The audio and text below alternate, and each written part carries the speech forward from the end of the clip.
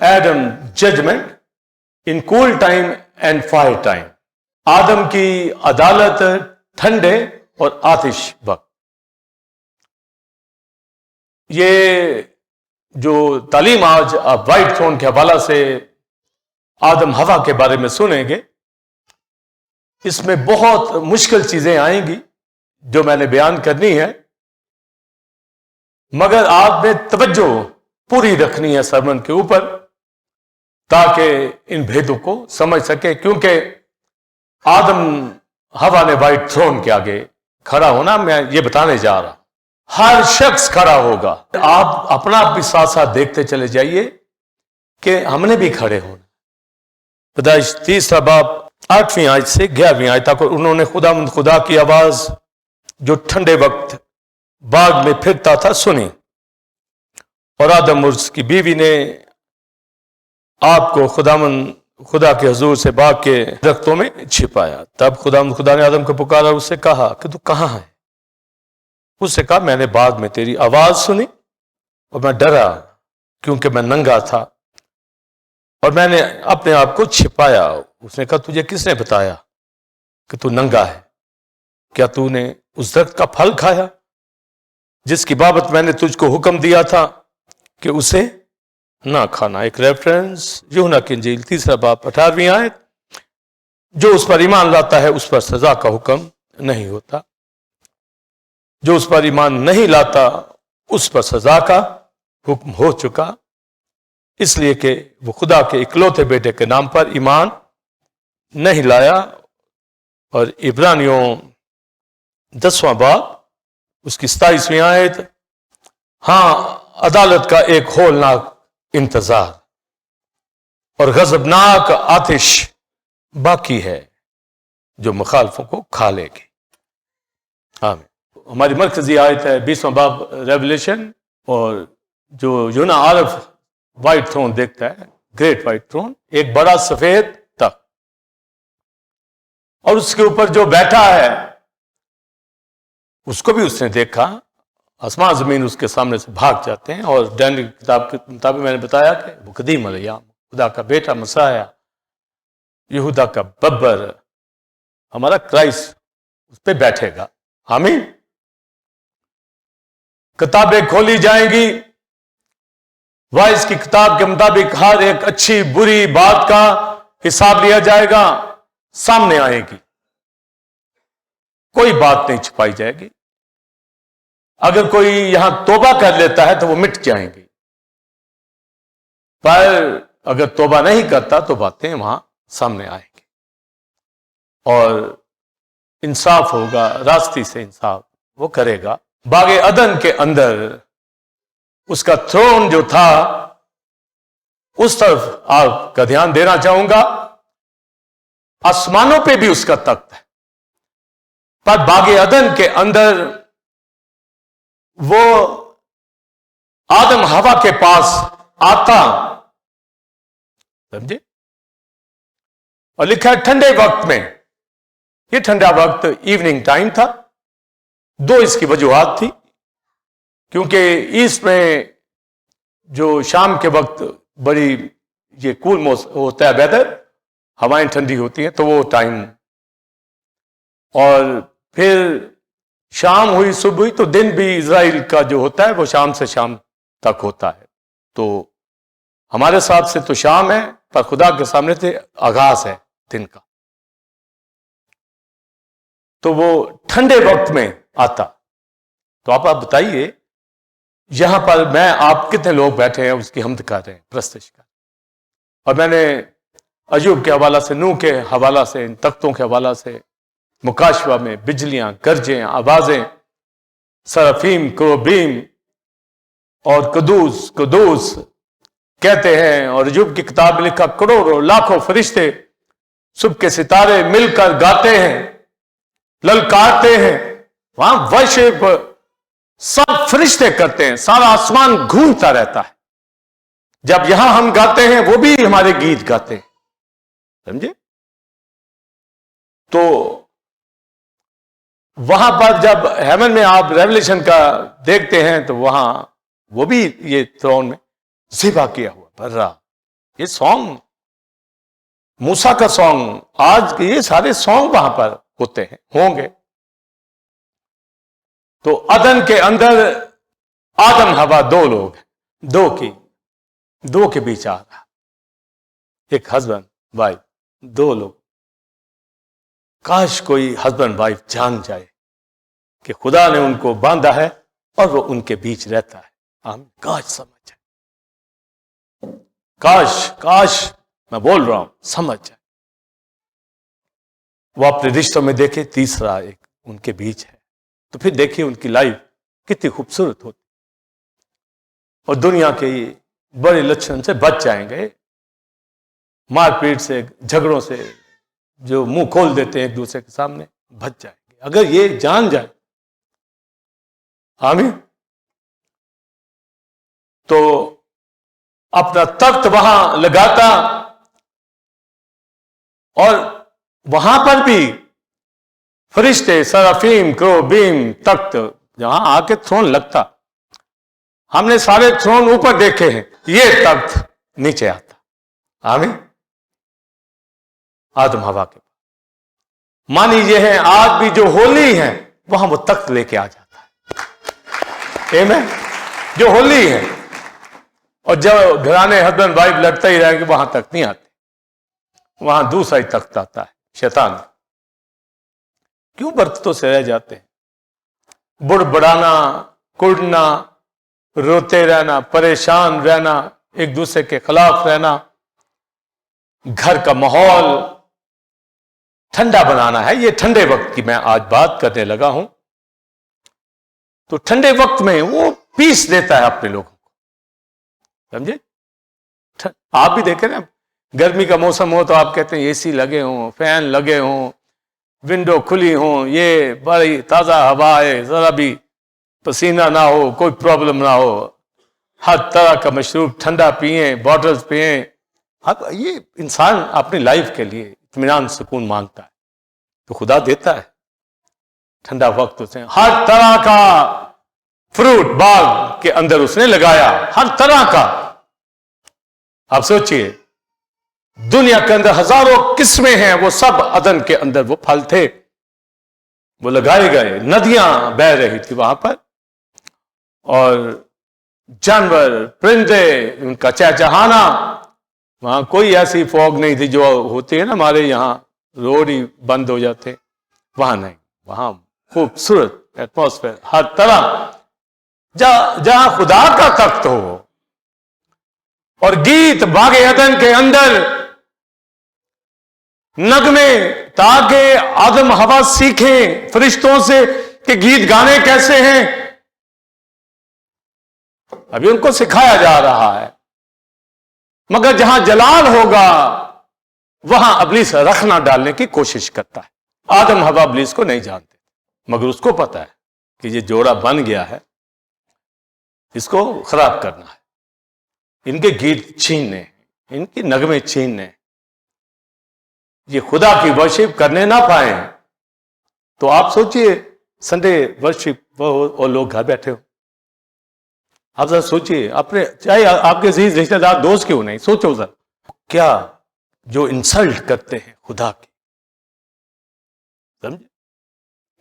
वो कैसे दोस्त हो सकते हैं, कैसे अजीज हो सकते हैं, समझे? कैसे हो सकते हैं जो इंसल्ट करे मेरे बाप यहोवा की।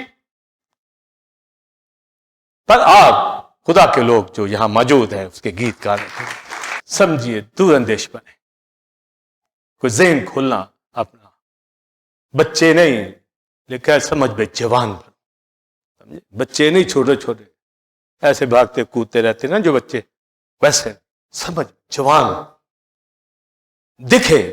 ये रूहानी खादम है, ईमानदार ये लोग हैं, इनको कुछ समझ है, कोई अकल है, इनको कुछ शऊर है। तो वो छीन लेता है नगमे, तो शुरू ही में पकड़ने की कोशिश करता है कि मैच्योर हो जाएंगे तो कोई आगे मेरा मुकाबला करेंगे, वो एकदम से पकड़ता है। इसलिए आप देखते हैं बैप्टिज्म लेने के बाद लोग भाग जाते हैं, कोई उनको फॉलो अप नहीं करते, उनके पीछे नहीं जाता, उनकी मदद नहीं करते, उनको लाते ही नहीं। ये बड़ा मेहनत का काम। पौलुस रसूल 3-3 साल का टूर करता था एशिया को, घर घर रो रो कर लिखा सिखाने से बाज नहीं आता था। कभी वो लीडर्स की मीटिंग्स ले रहा है, कभी समंदरों के खतरों में, कभी किसी शहर के अंदर, कभी कहां, कभी लेटर भेज रहा है। ये वो सब कुछ आपको यहां मिल रहे हैं, समझे। यहां आज यूट्यूब के जरिए से, चैनल के जरिए से पहुंच रही हैं ये चीजें। लोग मुझे बुलाते हैं बाहर के मुल्कों में, तो मैं कहता हूं कि यही सरमन मैंने वहां आके सुनाने हैं, आप सुने, आपके पास मौजूद हैं। तो ये अब एक आसानी तो हो गई है, हमें काम करना है, हमें गवाही देनी है खानदान के लोगों को। जब आप घर से निकलते हैं तो आप किसके आसरे छोड़ आते हैं, आप सोचिए।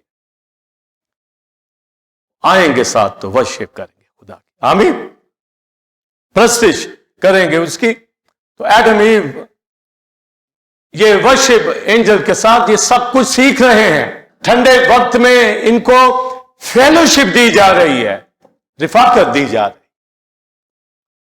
मुझे आपको उसे रिफाकत दी है, हमने खुदा को रिफाकत नहीं दी, उसने मुझे आपको रिफाकत दी है।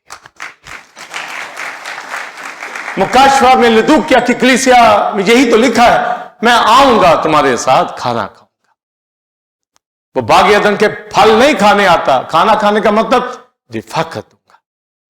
मगर फिरता सारे बाग में था, उनके साथ मिलकर, साथ मिलकर सारे गार्डन के अंदर फिरता था। लिखा है ठंडे वक्त में वो बाग में फिरता था, ये सैर करता था। उसको सैर की जरूरत है नहीं, वो फेलोशिप दे रहा है एक अच्छे माहौल, जलाली माहौल में, स्पिरिचुअल माहौल में। होली स्पिरिट की वहां फिजा है, गीत है, नगमे हैं, करोबीम, सराफीम, जानदार, कुदूस कुदूस, पूरा खुदा का लश्कर वहां गाता। हम सिर्फ आदम हवा के गुनाह को पकड़ के बाकी जो बातें हैं वो सीखते ही नहीं। तो उतना सा हम लेते हैं, और वाज भी देने हो तो उतना ही हिस्सा लेंगे और निकल जाएंगे। मगर वो जो खुदा ने तख्त वहां पर लगाया ठंडे वक्त में, तो आज के टाइटल के अंदर कूल टाइम ठंडा वक्त, फायर टाइम आतिश वक्त, जो फायर टाइम होगा जहन्नम का, रोजे जीम की अदालत, वो पहले ठंडा टाइम देता है, फेलोशिप देता है। नहीं कोई बाज आता तो फिर आतिश, फायर टाइम उसको मिलेगा। आपने कलाम में समझना है कि आदम ठंडे वक्त से निकलकर फायर टाइम के अंदर जा रहा है, क्या बनेगा उसका? चलें, अपना तो पता होता है, किसी का कैसे पता चल जाए, पर तो लिखा है, हमने उसी ट्रैक पे चढ़कर उसको समझना है। तो वो बहुत मशहूर वक्त था उनका। रूहानी तौर पर भी बच्चे थे, कद में बेशक वो जवान थे, मगर अभी वो बच्चे हैं, समझ में जवान नहीं थे। कलीसियाओं के अंदर भी, लीडरशिप के अंदर भी बाज बच्चे होते हैं, हमें मालूम होता है, वो मैच्योर नहीं होते। मैच्योर हो तो वो एक टीम का हिस्सा होते हैं। कलीसिया खादमों की, मुकद्दसों की, जिस तरह घर के अंदर पेरेंट्स को पता होता है बच्चा कौन है, जवान कौन है, किस पे जिम्मेदारी डालनी है, कौन जिम्मेदारी के काबिल है, कौन नालायक है, समझे, किसके सुपुर्द किया जाए घराना, खानदान, किस पे इत्तबार किया जाए, भरोसा किया जाए, कौन साथ देता है, साथ खड़ा होता है, ये सब कुछ। मगर वो बच्चे थे, उनको समझ नहीं आई कि हमें जो फेलोशिप में ले लिया गया है, हम अपने बाप का ताबे हो जाए। ना ये फजल का दौर है, ना ये शरीयत का दौर है, शरीयत के बगैर का दौर भी नहीं है, समझे जी। ये शरीयत के बगैर दौर से पहले का 2 जिंदगियों का दौर है, जिसमें एक हुक्म है, समझे। इसलिए ये बगैर शरीयत वाला पीरियड नहीं है, ये एक हुक्म, 1 कमांड वहां दिया गया, एक हुक्म का दौर था। चाहे 100 हुक्म हो चाहे एक हो, हुक्म हुक्म ही होता है। अगर कोई कहे जी एक हुक्म वो 100 देगा 100, वो शरीयत के इतने हकाम थे, सब पे चाहता था कि अमल हो, यहां सिर्फ एक है, तो इसको हम शरीयत के बगैर का पीरियड नहीं कहेंगे। उसकी नस्ल तो बगैर शरीयत के पीरियड में थी, उनके ऊपर कोई हुक्म नहीं था, ये सिर्फ दोनों के लिए था, एक ही हुक्म। उस एक हुक्म को तोड़ने से गुनाह आया है, समझे? ये लॉ टूटा है, कानून टूटा है। यहां मुझे आपको भी एक ही हुक्म दिया, मुझे आपको मोहब्बत, एक दूसरे से मोहब्बत, ये दिया। उनको दिया नेको बद की पहचान के दरख्त में से ना खाना, सिर्फ एक लॉ उनको दिया गया, एक ही कानून। यार उनको एक पे भी नहीं अमल कर सके, आप सोचिए, एक भी, सिर्फ एक हुक्म। तो शरीयत वाले तो कहते होंगे जी इतने हुक्मों पर कैसे अमल करें? ओ भाई, जिनको एक दिया गया है तो उन्होंने कर लिया अमल। यही जो प्रॉब्लम है आज की दुनिया, कहती हुक्म नहीं हो, कोई हमें अपना कोई बताने वाला ना हो, हमें सब कुछ आता है, हमें कोई समझाने वाला ना हो, हर कोई कहता है मैं आजाद ही फिरूं, कोई हमें कहने वाला ना हो। और भाई कहने वाले मुबारक हैं आपको कोई कहे, जो नहीं ना कोई किसी को कहता, वो समझो कि उनकी बर्बादी है। जिनको कोई कहता है, कुछ समझाता है, कोई उनका हेड बना हुआ है, कोई उनका सीनियर है, तो ही कहता है। काश कोई इन बातों को समझ जाए। मगर आप घरों में देख लें, को कहते हैं जी बड़ों की कोई परवाह ही नहीं करते। कलीसियाओं के अंदर भी यही हाल है, पर मजमूई कलीसिया हमें ओबे करती है, समझती है कि हम यहां तालीम देते हैं, कोई और नहीं उनको देता, हम देते हैं तो हम ही लेके चलेंगे ना। जो हुक्म था एक ही हुक्म, कितने हुक्म थे बोलिए? एक ही था, ये फलना खाना। तो भाई कुछ 10 हुक्म तुम्हें दे दिए गए हैं क्या? सिर्फ एक ही बात की गई है। आप सोचिए, जो आज भी कलीसियाओं के अंदर एक बात उनको कही जाए वो भी ना सुने, तो फिर आदम हवा से मला ले अपने आप को कि भाई ये वही काइंड है। आपको बेस का पता होगा तो फिर अदालत का भी पता होगा, वाइट थ्रोन की भी समझ आएगी, फजल की भी समझ आएगी। तो ये शरीयत के बगैर का दौर नहीं, ये शरीयत ही है, पर एक हुक्म की। हाँ, हुक्म तोड़ना गुनाह है।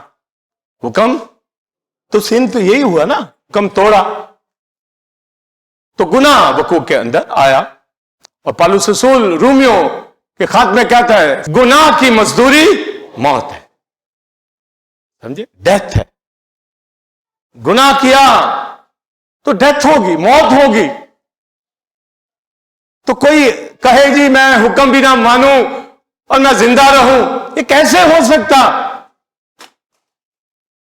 बहुत से हम मुर्दा लाशें अपने साथ लेके चल रहे होते, मरे हुए लोग लेके चल, बदबूदार लोग लेके चल रहे होते हैं, सोचते हैं किसी जिंदा हो जाए,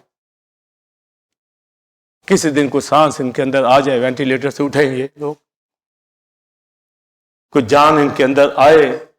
मैंने बताया मेजॉरिटी हम खुदा का शुक्र करते हैं, जो हम मेहनत कर रहे हैं वो रायगा नहीं जाएगी, उसका रिजल्ट हमें मिलता है। और यूहन्ना रसूल कहता है जो हम में से निकल गए वो हम में से थे नहीं। इसके भी दो मानी है। हम में से थे का मतलब कि वो बनाए आलम से हमारे साथ नहीं, ये मतलब है। हम में से थे का मतलब जो खुदा में चुने हुए लोग ने, समझे जी। तो बड़ी बारीकी से ये सारी पॉइंट जो है हमें देखिए, दुनिया में इतनी कलीसियाएं हैं, इसका मतलब जो हमारे साथ होगा वही ठीक होगा। सब कलीसियाएं हैं ईमानदार जो खुदा के साथ चलती, पर जो अजल से खुदा में नहीं, वो अगर हम में से निकल जाते हैं दुनिया में तो हम में से थे नहीं। आमीन। तुझे गौर करने की जरूरत है कि कलीसिया, लोकल कलीसिया में जो रहता है, खुदा के साथ चलता है, वो अजल से है, और जो नहीं चलता वो खुदा से नहीं। पर आप उसको गले लगाए हुए हैं, अजीज बनाए हुए हैं, आपका अपना सगा ब्लड क्यों नहीं है? ये कैसी रियाकारी है? आप कहेंगे जी फिर छोड़ दे, कहां फेंके? यकीनन आप फेंक नहीं सकते, पर कोशिश में लगे रहे, कोशिश में लगे रहे। क्या आज कोशिश में लगे रहे? कल कोशिश की उनके ऊपर, पिछला हफ्ता कोशिश की उनके ऊपर, उसके लिए दुआ की आपने?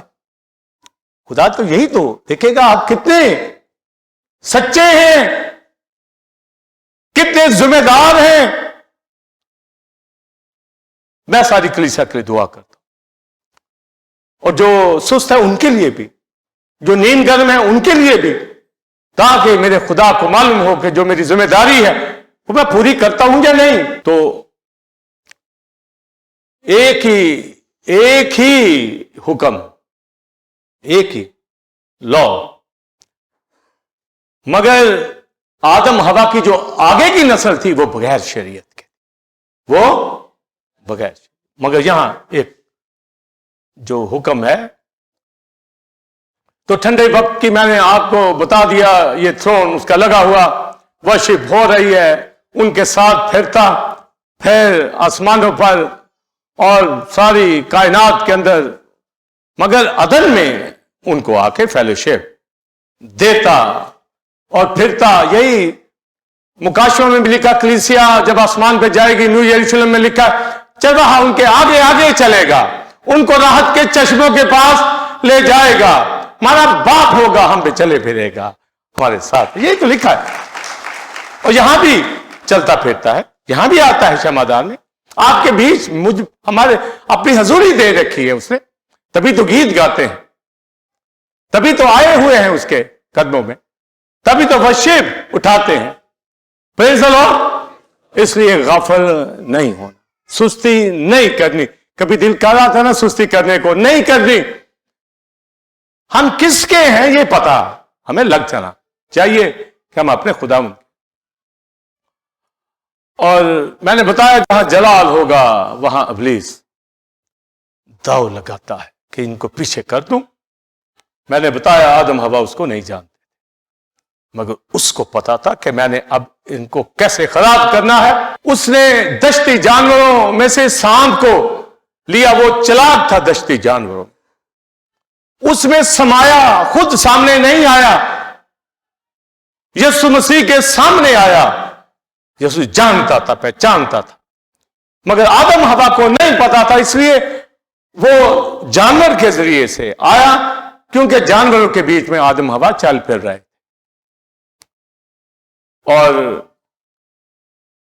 जो हवा की कमजोरी ये निकली कि वो उस जिससे मना किया गया है उसी दरख्त को वो देख रही है। आदम उस वक्त पास नहीं था, इसका मतलब वो दूसरे दरख्तों की निगहबानी कर रहा था, तो ये अकेली थी। और उसने कहा क्या वाकया ही खुदा ने मना किया है दरख्त का फल ना खाना? उसने कहा सब दरख्तों का हम खाते हैं, सब दरख्तों का फल, और भी एक नहीं खाएगी जिसका मना किया गया है। उसी की तरफ जा रही कि ये टेस्ट रह गया, जब मना कर दिया। सुने जरा गौर से, गौर से कान खोल के सुनना। जिस चीज से बाइबल मना करती है मना हो जाए, यह है जिंदगी, समझे जी? नहीं मना होंगे तो फिर आएगा। याकूब के खत में लिखा, हर शख्स अपनी ख्वाहिश में खिंचकर फंसकर आजमाया जाता है। ख्वाहिश जब बढ़ जाती है तो गुनाह जन्म लेता है। फल की ख्वाहिश उसको आई, इसके ऊपर ज्यादा थिंक किया, जब ये बढ़ गई फिर वो आ गया, समझे? आप हर तरह की अच्छी ख्वाहिश रख सकते हैं, रखिए, ब्याह शादी की हो, औलाद की हो, जॉब की हो, बिजनेस की हो, जो कुछ आप चाहें अच्छी ख्वाहिश के ऊपर आप खुदा बरकत देगा आपको। मगर जिससे मना किया गया है वो मत सोचे, यहां हुक्म टूटते, यहां पर इब्लीस को मौका मिलता है। और इफ्सियों के खात में लिखा, इब्लीस को मौका ना दो। आपके माइंड में जो थॉट चल रहे हैं, सिंपल सी बात है कि मना किया गया ये थॉट या नहीं, मना है तो रुक जाइए, बस ये जिंदगी। आप उसके ऊपर कहानी सोचे तो फिर वो आएगा और वो हटाने की कोशिश करेगा। उसने कहा कि हम सब फल खाते हैं, इवन जिंदगी के दरख्त का फल भी वहां था। सब का मतलब है कि वो भी हम खाते हैं, सब कुछ खाते हैं, पर एक का मना किया गया है कि उसका फल ना खाना। उसने कहा कि खुदा ने ऐसे ही तुम्हें मना कर दिया है, वो खाओगे तुम्हारी आंखें खुल जाएंगी। आगे सुनिए वो दलील क्या देता है। खुदा को मालूम है कि जिस रोज तुम खाओगे तुम खुदा की मानद नेक और बद की पहचान को जानने वाले बन जाओगे, मानी तुम खुदा जैसे हो जाओगे, नेक और बद की पहचान। तो अब यहां पर मैं आपको कुछ डिटेल बयान करूंगा कि जब खुदा को नेक और बद का पता है तो आदम को क्यों नहीं होने देता, उसको क्यों रोक दिया?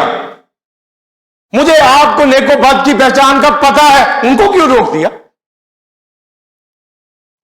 लोग कहते हैं जी जब खुदा को पता था इन्होंने फल खा लेना है तो इनको पैदा क्यों किया? अगर पैदा ही कर दिया तो रोका क्यों नहीं? बाइबल पढ़नी नहीं तो फिर इस तरह के सवाल आते हैं।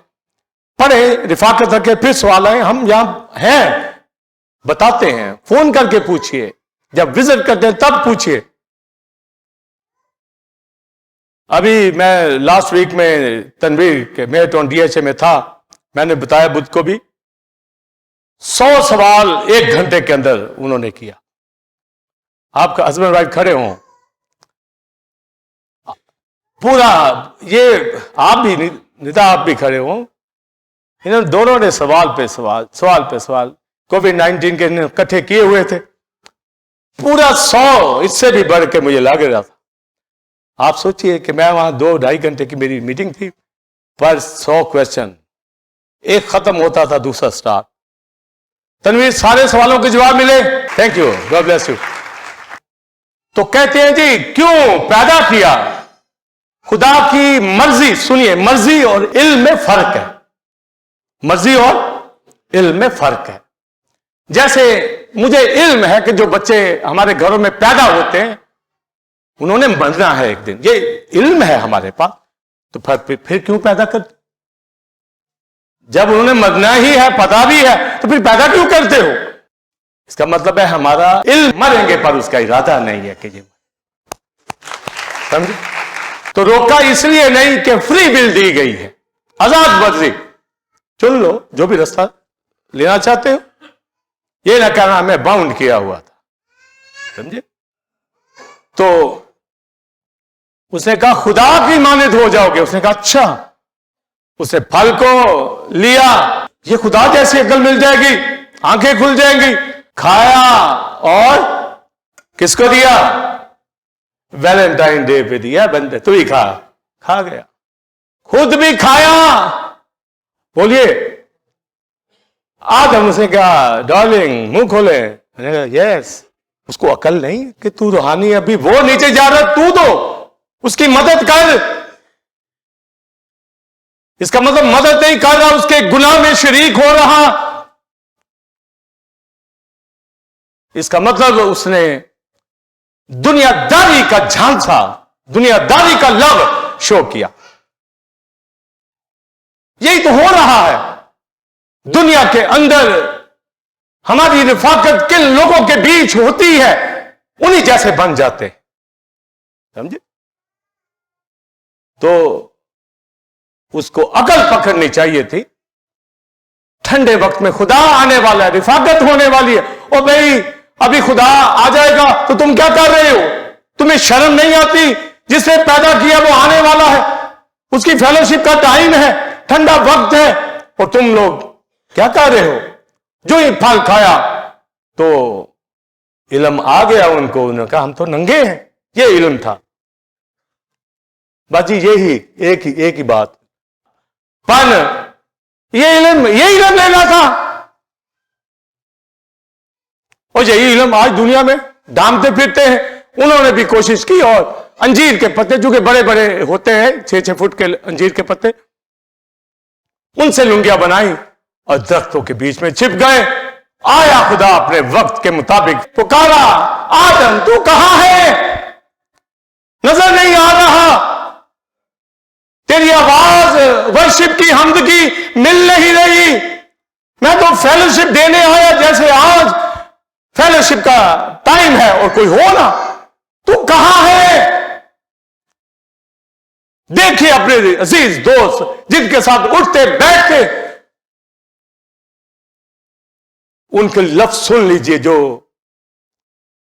खुदा के साथ नहीं चलते। लिखा है तुम्हारी महफिलों के अंदर, मोहब्बत की ज़ियाफ़तों के अंदर बैठने वाले पोशीदा चट्टानों की मानद है। आपकी बोलिए, मोहब्बत की ज़ियाफ़तों में बैठे हुए, आगे बोलिए, पोशीदा चट्टाने हैं। आपके साथ मोहब्बत का रिश्ता बनाए हुए हैं, पर चट्टान की तरह किसी दिन गर्क कर देंगे जहाज को, जिंदगी को तबाह कर देंगे। इतना फिक्र के साथ चलिए कि आप किसके साथ खड़े, कौन, उसी तरह उसको लेके चले, नहीं तो बर्बाद हो जाएंगे। जो गाफिल होते हैं, तू कहां है? मैं आप कहां है? रिफाकत में है। तो जो बड़े समझते हैं अपने आप को, तो कहां है? इसलिए रिफाकत बहुत जरूरी है। खुदा के साथ चलना बहुत जरूरी है।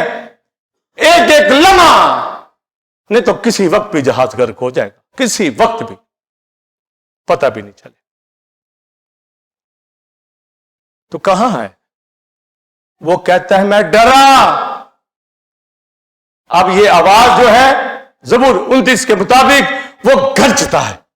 आज वो गरज के साथ आया है, ठंडे माहौल के अंदर गरज रहा है, दौड़ रहा है, समझे? कहर के अंदर है, रात के अंदर है। किधर है तू? यहां फेलोशिप में नहीं बैठा, कहां है तू? किधर है? वो छिपे हुए थे दरख्तों के पीछे।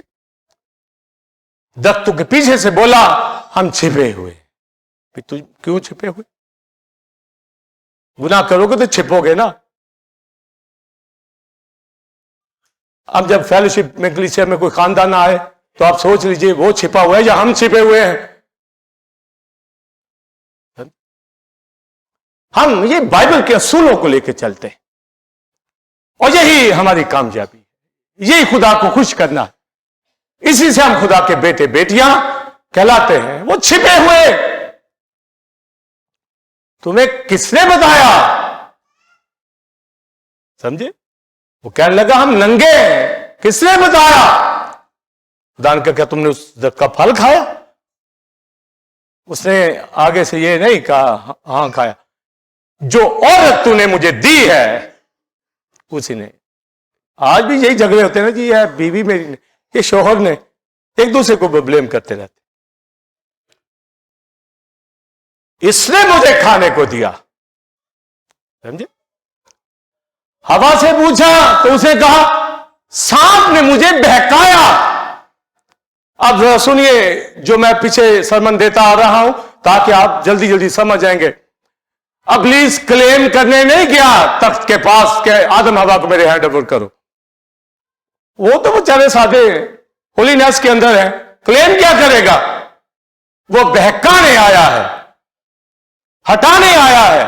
आज क्लेम नहीं, आज वो फंसाने आया है।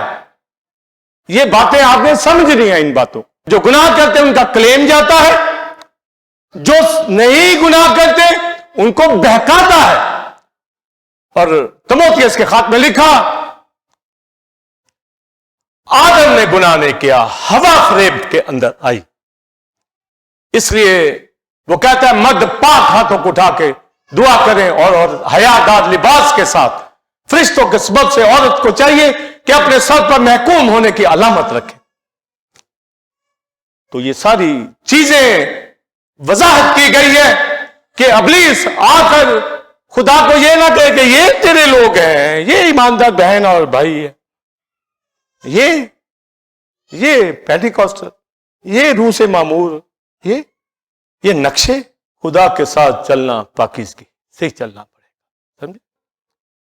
जब ये सामने आ गई बात तो हमारा टाइटल है कूल टाइम में जजमेंट होने जा रही। कूल टाइम में, ठंडे वक्त में तो फेलोशिप है, मगर यहां अदालत होने जा रही है। उसने सांप से कहा तू तमाम जानवरों में मालूम ठहरेगा, उम्र भर खाक चाटेगा, पेट के बल चलेगा।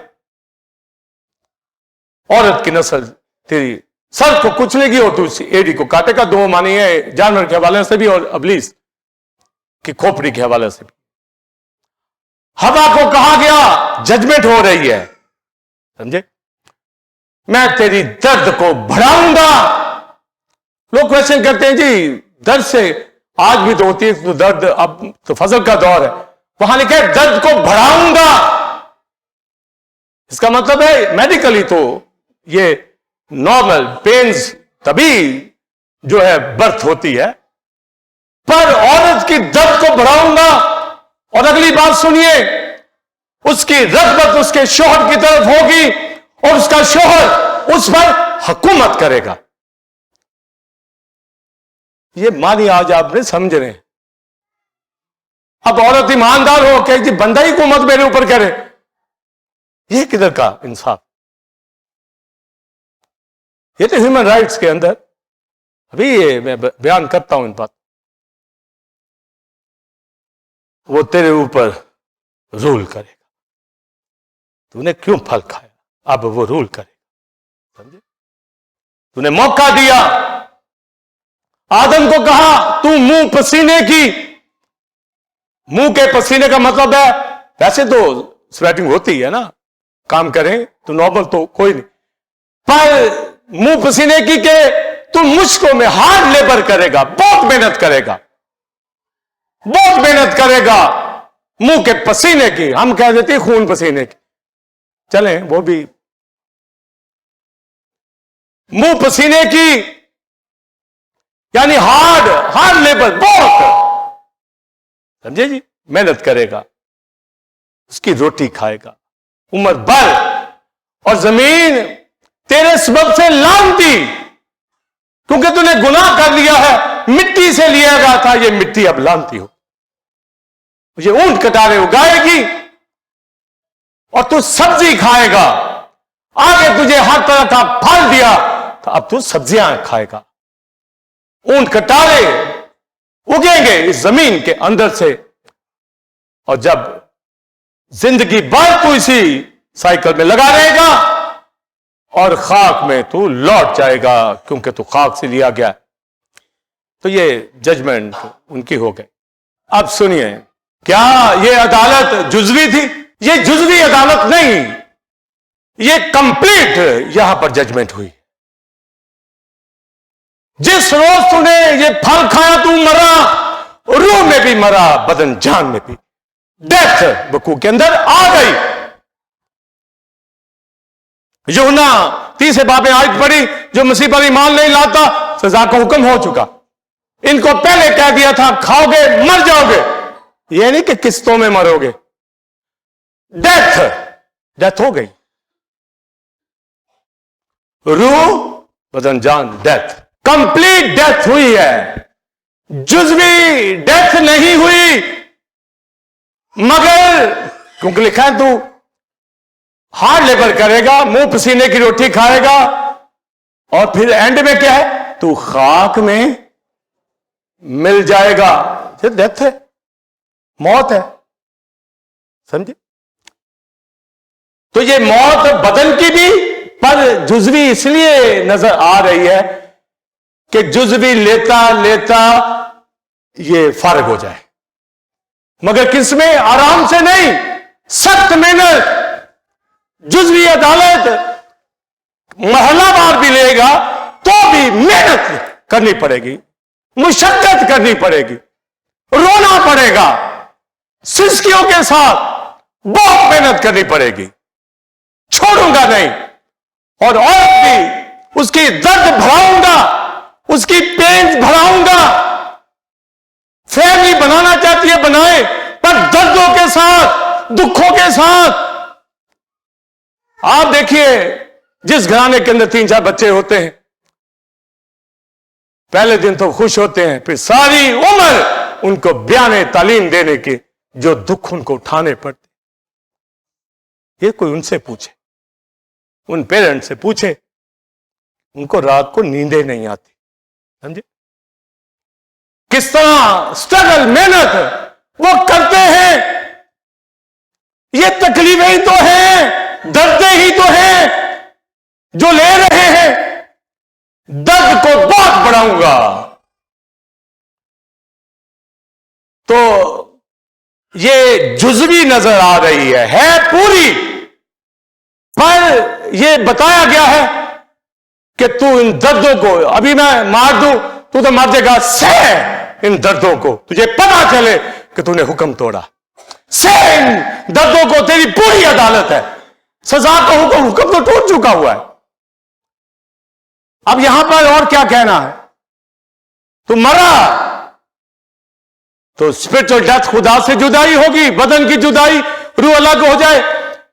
तो स्पिरिचुअल हो या बदन की हो, अबदी हेल की, ग्रेजुअली वो जा रहा कि अगर मेरी इबादत करोगे तो छोड़ता जाऊंगा, थोड़ा आराम देता जाऊंगा, पर मरोगे जरूर। अल्लाह को मैं तुम्हारे साथ नहीं हूं। समझे? तो ये जी कंप्लीट डेथ है, कंप्लीट। ये जुज़वी नहीं, पर जुज़वी महलावार, ये आतिश ही तो है, ये आग ही तो है जो उनको लगी हुई है। काश ये ठंडे माहौल के अंदर रहता, बागे अदन के अंदर रहता, खुदा के साथ रहता। नहीं तो ये आग लगी हुई है, आतिश फायर टाइम चल रहा। ठंडे वक्त से किक आउट कर दिया तो ये फायर टाइम चल रहा और एंड फायर टाइम ही में जाएगा। मैंने आपको आज बताना है आदम का रिजल्ट क्या निकलता है। फिर अभी जुज़वी सहता सहता तकरीबन 1000 साल के करीब उसने उम्र पाई, बेटे बेटियां हुई। पहला बच्चा काइन पैदा हुआ जो शरारती था, बाइबल में लिखा है इब्लीस से था, यानी शरारती था, बुरे काम करता था। ये तो रिजल्ट उसको मिला, पहला रिजल्ट ही ये मिला। समझे? तो जुज़वी अदालत नहीं, अदालत क्या थी? कंप्लीट। और लग रहा है कि जुज़वी सह रहे।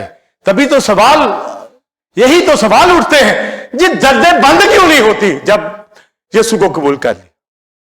सुनिए, कबूल होने के बावजूद भी दर्दें लगेंगी, पर अब बढ़ाएगा नहीं। मेहनत करेंगे पर हार नहीं, अपने महबूब को वो नींद ही में दे देता। हालेलुया, नरम कर देगा। मगर जो नहीं चलेंगे वो हार्ड ही लेबर के अंदर होंगे। अगर कोई हार्ड लेबर के अंदर है तो वो खुदा से दूर है। अगर खुदा के साथ है 100% काम तो करेगा, पर वो मुशक्कत इतनी नहीं कि रात को सोना, देर से उठना, मुशक्कत की रोटी खाना तेरे लिए उससे, पर अपने महबूब को बोलिए नींद ही में। आप बहन भाई, मेल फीमेल जो खुदा के साथ चल रहे, आप मेडिकल के हैं, टीचिंग शोबा में हैं, काम करते हैं, बिजनेस करते हैं, आपको नींद ही में दे दे। ये ले लो बरकत। अदरवाइज जुज़वी अदालत फायर टाइम है, उसको रोना ही पड़ेगा। वह मुश्किलों के अंदर रहेगा, रोज रात को सोचेगा अगला दिन मैं कैसे बसर करूं, क्या मेरे साथ बनेगी। भी ठीक हो खुदा के साथ, चलता क्यों नहीं खुदा के साथ? क्यों वसवसे तेरे अंदर ये पैदा होते हैं? किधर गया तेरा ईमान? तो जो ईमान लाता है वो नरमी में आ जाएगा। आप अपने ख्यालात, थॉट देखें, ये मनफी जाते हैं, शक वाले जाते हैं, बुरे जाते हैं, यहां सोचते हो मेरी जॉब जाती रहेगी, मेरा बिजनेस खत्म हो जाएगा, क्या सोचते हो? वो अपने महबूब को तो। और दूसरी बात, लिखा मैं तुझे हेड बनाऊंगा, टेल नहीं। फिर लिखा जिस काम में तू हाथ लगाएगा मैं वहां बरकत का हुक्म। ये इसलिए कहा गया है कि पता चले कि जुज़वी अदालत हो चुकी है जो कंप्लीट है, पर दर्जा बंदी के अंदर मुश्किल में डालूंगा, पर बचना है तो जिस काम में तू हाथ लगाएगा वहां बरकत। ए ना, नहीं तो रोते रहेंगे, समझे? नहीं तो जुल्म होता चला जाएगा, बीमारियां रूल करेंगी, बीमारियों के अंदर जकड़े रहेंगे, वो अपना पंजा गाड़ेगी, क्योंकि अदालत कंप्लीट, हुक्म हो चुका हुआ है अदल में। यहां ही गलती करते हैं लोग। और नहीं, छोड़ दिया था उसने अभी मारा नहीं है बदन में। ओ भाई, वो कहता मैं नंगा हूं। खुदा ने कहा कि अब जिंदगी के दरख्त के ऊपर पैरा बिठा दो, क्रोबीन का शोलजन तलवार का जो घूमती थी। ऐसा ना हो कि ये आदम इसमें से हाथ डालकर ये जिंदगी का दरख्त खा ले, फल खा ले, और लिखा है हमेशा जिंदा रहे। कहता है नेको बद की पहचान में तो हम जैसा हो गया है। मैंने शुरू में बताया ना, हुक्म था कि तुमने नहीं आना, ये था। तो हुक्म माने जरूर लेना नेको बद की पहचान, पर वो तो खुदा है। अब चूंकि उस सारी नस्ल को नेको बद का पता है, आदम को भी, मुझे, आप सबको, आदम से पैदा हुए हैं, मगर हमारे लिए बेटा कुर्बान कर दिया। अगर वो खा लेते तो नेको बद की पहचान तो होती, पर जिंदा भी रहते गुनाह में। खुदा को नेको बद की पहचान का पता है, पर पाकीज़गी में। मुझे आपको नेकी का भी पता है, बदी का भी पता है, गुनाह छोटा बड़ा क्या होता है। हम नहीं करते क्योंकि यीशु के खून से धुले हुए हैं, पाक है। इसलिए नेको बद का होना बुरी बात ही, अगर पाक हो। खुदा की मानद इसलिए बना रहा है कि अब नेको बद की पहचान आ गई है, अब पाक रहना, नहीं तो जहन्नम में चले जाओ। समझे? ये भेद हैं जो समझने हैं। और कोई कहे जी ओ आदम हवा नंगे, तो अब हम तो नंगे नहीं है, नंगे हैं। ये कंप्लीट डेथ हो चुकी हुई है। उनको चमड़े के कुर्ते पहनाए गए, और ये बड़े कुर्बान खुदा ने खुद किए, तो ही उनका लिबास बनाया। इब्रानियों में लिखा है बगैर खून बहाए माफी नहीं। तो वो तो नहीं लेके आए, ना ही उनके पास शरीयत थी। खुदा ने खुद ही उनको चमड़े कुर्ते पहनाए, खुदा ने खुद ही अपना बेटा हमारे लिए भेजा, वरना कौन बच सकता था। तो वहां पर बाग अदन के अंदर उनको कुर्ते बनाकर जो है फिर निकाल दिया, पर वो है डेथ में। ये आज के व्हाइट थ्रोन में यही आपने जानना है। मैं आप मसीह पर ईमान लाए हैं, सजा का हुक्म खत्म। जो आदम, ये उसकी बात हो रही है। आदम पे सजा का हुक्म हो चुका था। ईमान लाएंगे तो जाता रहेगा, ईमान नहीं लाएंगे तो बोलिए कायम। तो मुझे बताइए, आदम कब ईमान लाया? आदम किस वक्त ईमान लाया? आदम को तो कुर्ते पहनाए गए, ना उसने माफी मांगी, ना उसने बड़े पेश किए। उसको भी माफी मसीह में मिलनी है। क्या आलम अरवा में उसने माफी मांगी? आलम अरवा में भी अब्राहम हीरो है, वो नहीं। अब्राहम के पास, क्लोज टू अब्राहम होते थे, ईमानदारों के बाप के पास। आदम हवा का नहीं। आदम हवा का सुन लीजिए, पहला ग्रंथियों 15 बाब। आदमी के सबब से मौत आई। आदम में मरते हैं, आदम में डेथ है, ये कंफर्म है, मौत कंफर्म, कोई बचत नहीं, सजा का हुक्म हो चुका। पर मैं आप जो ईमान लाए हैं, हम पर सजा का हुक्म जाता रहा। पर आदम ने कहां माफी मांगी? आदम क्या आलबेरबा में माफी मांगी? यकीन मांगता होगा। क्या मिल गई? ये व्हाइट थ्रोन पे ही पता चलेगा। अयूब का तो मैंने बता दिया था, पर इसका मैं हालांकि मुझे पता है, आपको भी पता चल रहा है।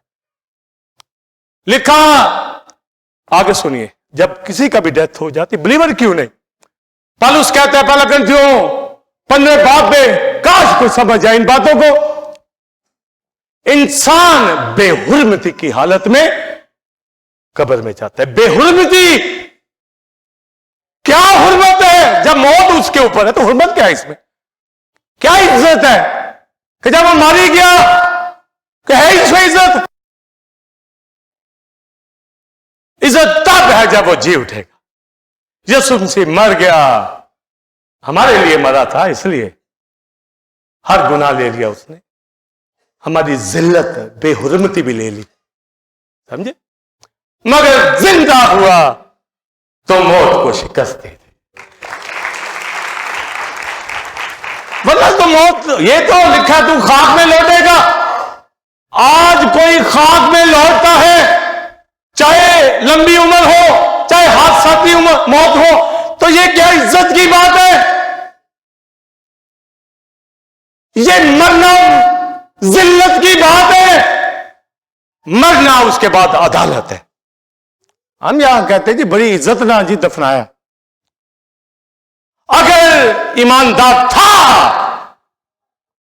तो फिर आप कह सकते हैं कि ये जी उठेगा, और अगर नहीं तो वो बेहुर्मती की हालत में बोया जाता है। बेहुर्मती, कोई हुर्मत नहीं, समझे?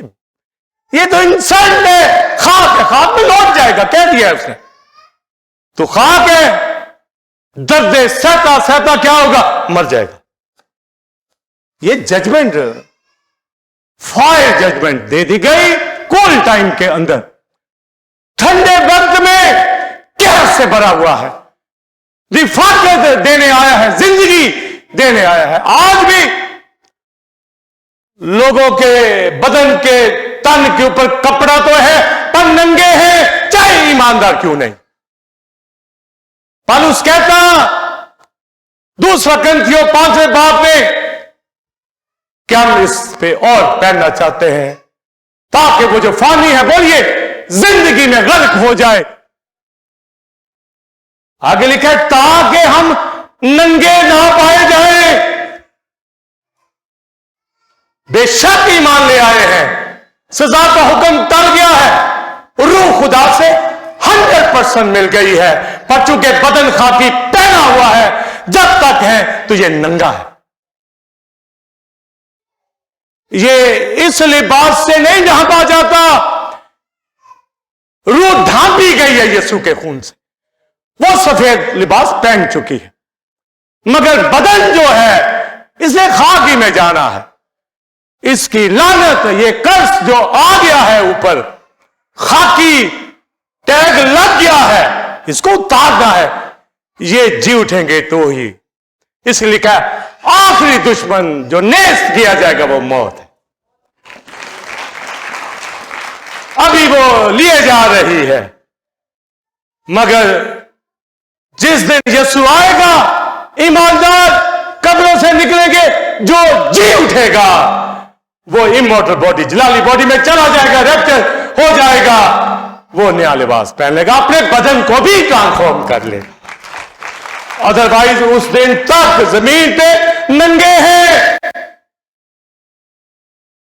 और आज इसी को ढांपने, इसी की आसाइश राइश में लगे हुए हैं।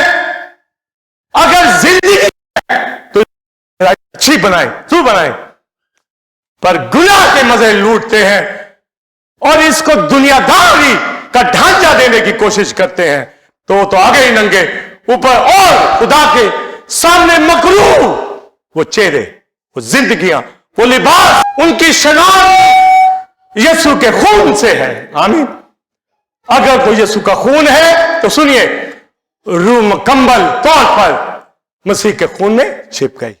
सफेद लिबास पहन लिया, चूंकि अभी खाकी बदन है, इसने खाक में जाना है। गुनहगार का तो हादसात में, मौत में, कत्लो गारत में, काल में, वबा में जाएगा, ईमानदार का भी जाएगा। पर नरमी के साथ नेक लोग उठा लिए जाते हैं ताकि आने वाली आफत से बच जाए। उनको बचा लेता है, उनकी हिफाजत करता है, उनको जिंदगी देता है, आराम देता है। यहां भी मेरा बदन अदन के अंदर आदम ने मौत का ऑर्डर ले चुका, पर यीशु मसीह में मेरी मौत बदन जान ये हैंग हो गया। रूह में मैंने तौबा करके निजात पा ली, पर अभी बदन से निकलना चाहता हूं, कराता हूं, इसमें और पहनना चाहता हूं, पर कई इसी में ही रहना चाहते हैं, इसी में खुश हैं, खुदा के साथ खुश नहीं। अपने इसी बदन को संवारते बनाते, इसी में रहना चाहते, तो वो क्या जिंदगी होगी। जरूर बनाए अगर खुदा में। वो बदन मुर्दों में से जी उठेगा, इसे लिखा आदम में मरते हैं और मसीह में जिंदा किए जाते हैं। और आखिरी एक दो जुमले सुन लीजिए। मुकाशवा 22वां बाब, फिर लानत मुतलिक ना हो। अभी लानत है, ये बदन लानती पहना हुआ है, रूह नहीं लानती, रूह रिस्टोर हो गई हुई है, बदन अभी लानती ही पहना। ईमान से इसको ट्रांसफॉर्म कर रहे हैं, काबू कर रहे हैं, शिकंजे में रख रहे हैं, बुरे कामों लतों से बचते हैं, इसको समझाते रहते हैं। और जो नहीं समझाते, जो ऑर्डर में नहीं रखते, सजा तो हो चुकी हुई है, खाक में तो जाना ही जाना है। पर काश यीशु के आने पर जब जी उठेगा, लिखा है उस दिन उस डेथ का ऑर्डर मौत की शिकस्त हो जाएगी उस दिन। अदरवाइज हेल में डाला जाएगा। आखिरी बात, आदम हवा आलमे अरवा में क्या माफी मांगी? माफी भी मांगेंगे, ऑर्डर तो हो चुका हुआ उनका। शरीयत के बगैर का जमाना है या शरीयत का है, यहां वो दोनों के लिए था, उस ऑर्डर के मुताबिक ही वहां इंसाफ होगा। तो फिर सफेद तख्त के सामने आदम हवा खड़े होंगे, क्या ऑर्डर मिलेगा?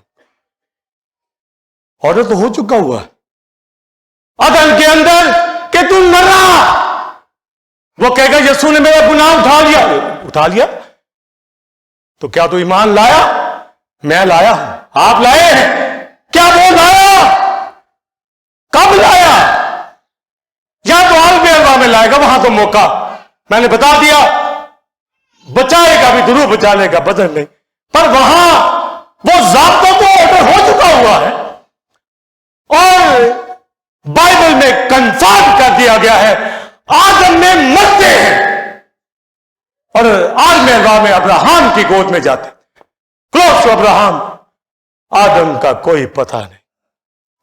मैं आप ले, मेरे आपके पास मौका है। जो ईमान लाएगा उस पे सजा का हुक्म नहीं। व्हाइट थ्रोन के सामने 900 से ज्यादा उम्र आदम ने पाई, सब कुछ बताना पड़ेगा। आदम का पूरा फैसला वहां पर कदीमुल याम सुनाएगा। आखिरी जुमला सुने, इब्ने आदम का फैसला करेगा। कदीमुल याम आदम का फैसला करेगा। दूसरा आदम पहले आदम का फैसला करेगा। हम पहले से थे, अब दूसरे में। हालेलुया। आइए व्हाइट थ्रोन के सामने तब सरफराज होंगे जब फजल के तख्त में दलेरी हो।